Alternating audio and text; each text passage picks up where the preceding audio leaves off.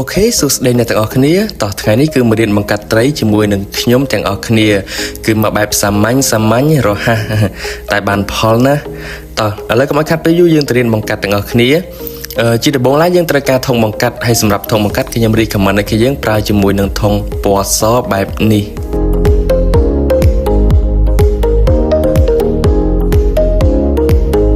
បន្ទាប់ពីយើងមានធុងបង្កាត់ហើយអ្វីដែលយើងត្រូវដាក់បន្តទៀតនោះគឺជាទឹកបើអត់ទឹកក៏បង្កាត់ត្រីអត់បានដែរណាគ្នាយើង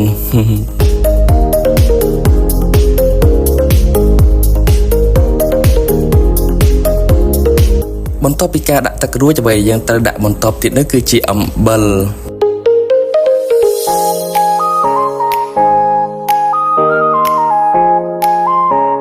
ហើយគ្រឿងផ្សំដែលយើងអាចខ្វះបាននោះគឺជាស្លឹកឆាត់ការបង្កាត់ត្រីត្រូវតែមានស្លឹកឆាត់ជាពិសេសបន្ទាប់ពីយើងដាក់គ្រឿងផ្សំឲ្យអស់យើងអត់មានអីត្រូវធ្វើទៀតទេក៏ប៉ុន្តែថែមស្លឹកឆាត់បន្តិចទៅដើម្បីឲ្យវាមានជាតិកាន់តែខ្លាំងអញ្ចឹងទៅណាឲ្យទឹកយើងឡើងកាន់តែស្អាតអញ្ចឹងបន្ទាប់ពីយើងធ្វើការដាក់គ្រឿងផ្សំឲ្យអស់យើងត្រូវការទុកទឹកនឹងចោលរយៈពេល1ថ្ងៃបានអាចបង្កាត់ត្រីបាន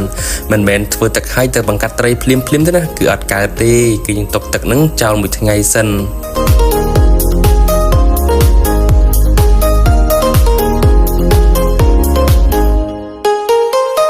បន្ទាប់ពីការទុកទឹកចោលរយៈពេល1ថ្ងៃឃើញថាទឹករបស់យើងចាប់ដើមឡើងពណ៌ក៏ប៉ុន្តែឡើងវាមិនសូវខ្លាំងប៉ុន្មានទេ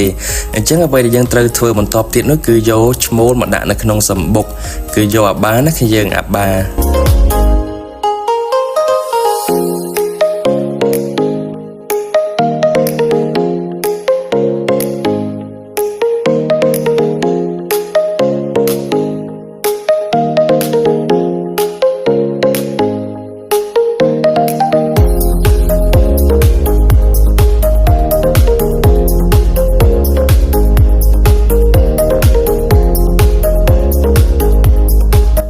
ឥឡូវបន្ទាប់ពីយើងដាក់ឈ្មោលចូលក្នុងសម្បុករួចយើងត្រូវទុកទឹកត្រូវទុកឲ្យឈ្មោលក្នុងសម្បុកហ្នឹងរយៈពេល1ម៉ោងសិនណាគឺយើង1ម៉ោងក៏បាន2ម៉ោងក៏បានដែរគឺអត់បញ្ហាទេក្រោយពីទុកឲ្យឈ្មោលក្នុងសម្បុកបាន1ម៉ោងមកអ្វីដែលយើងត្រូវដាក់ទៀតនោះគឺជាបំពង់ធៀបណាគឺយើងគឺបំពង់ហ្នឹងវាមានផលប្រយោជន៍សម្រាប់ធ្វើកុំឲ្យអាឈ្មោលហ្នឹងវាខាំមីមេខ្លាំងពេកណាឲ្យវាបានឃើញមុខគ្នាមុននឹងបង្កាត់សិនកុំដាក់ឆៅពេកប្រយ័ត្នឈ្មោលខាំមីមេងាប់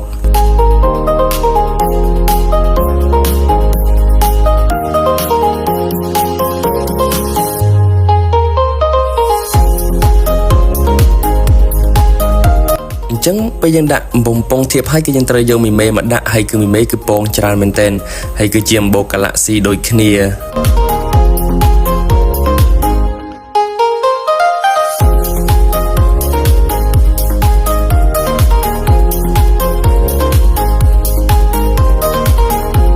ឥឡូវនេះការរៀបចំបង្កាត់ត្រីរបស់យើងគឺបានសម្រេច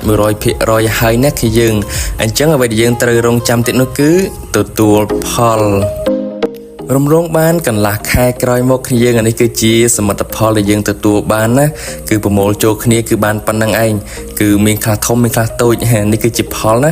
ទោះវាមិនច្រើនសម្រាប់គេក៏វាច្រើនសម្រាប់ខ្ញុំជាអ្នកបង្កាត់ដែរហើយយើងអាចមើលបានណាគឺស្អាតមែនតើគឺត្រូវហើយមិនកន្លះខែទេគឺ20ថ្ងៃជាងឯងគឺយើងច្រឡំកន្លះខែគឺ20ថ្ងៃជាងឯងគឺយើងទទួលបានប៉ុណ្្នឹងឯងអូខេហើយអញ្ចឹងក៏វីដេអូយើងក៏មានតែប៉ុណ្្នឹងដែរណាគឺយើងអានេះគឺជាសមិទ្ធផលរបស់យើងហើយគឺធំដុំមែនតើសម្រាប់ខ្ញុំគឺប៉ុណ្្នឹងគឺច្រើនហើយគឺយើងឥឡូវគឺយើងបដូរវាមកដាក់កន្លែងធំទលាយតិចឲ្យវាឆាប់ធំណាអូខេគឺយើងអរគុណសម្រាប់ការទស្សនាយើងជួបគ្នានៅវីដេអូក្រោយៗទៀតបាយបាយ